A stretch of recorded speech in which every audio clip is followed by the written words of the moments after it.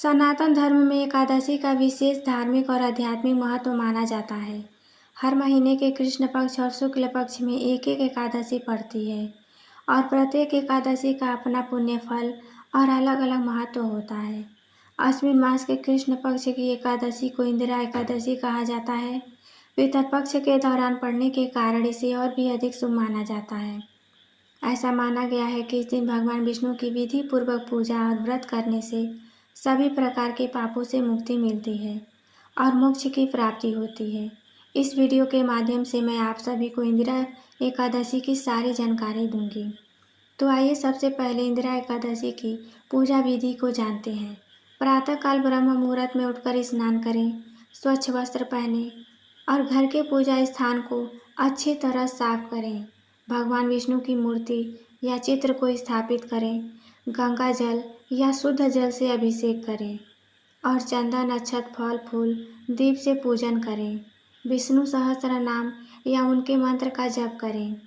पूजा के बाद भगवान विष्णु और माता लक्ष्मी की आरती करें और दिन भर भक्ति व स्मरण में रहें। भगवान विष्णु को तुलसी जी और सात्विक भोजन अर्पित करें। व्रत रखने वाले पारण समय में अगले दिन व्रत खोलें। इसका उपाय क्या है? संध्या समय पीपल के नीचे या नदी किनारे एक घी का दीप जलाएं। धार्मिक मान्यताओं के अनुसार यह दीप नकारात्मकता को दूर करता है। गरीबों, ब्राह्मणों या जरूरतमंदों को भोजन, कपड़े या दक्षिणा दें। विशेषकर तिल, गुड़, फल और अनाज का दान शुभ माना जाता है। इस दिन दान करने से शुभ फल मिलता है। धार्मिक मान्यताओं के अनुसार दान करने से कई गुना अधिक फल मिलता है। ओम नमो भगवते वासुदेवाय मंत्र का जाप करें। हिंदू धर्म में मंत्र जाप करने का विशेष महत्व होता है। जाप करने से सभी मनोकामनाएं पूरी होती हैं। हिंदू पंचांग के अनुसार आश्विन मास के कृष्ण पक्ष की एकादशी तिथि 16 सितंबर को रात 12:23 से आरंभ होगी और जो 17 सितंबर को रात 11:40 पर समाप्त होगी। ऐसे में उदय तिथि के हिसाब से इंदिरा एकादशी का व्रत 17 सितंबर 2025 को रखा जाएगा। इंदिरा एकादशी का पारण 18 सितंबर को सुबह 6:07 से आरंभ होगा, जो 8:34 पर समाप्त होगा। इंदिरा एकादशी का ब्रह्म मुहूर्त सुबह 4:33 से 5:20 तक रहेगा। विजय मुहूर्त दोपहर 2:18 से 3:07 तक रहेगा।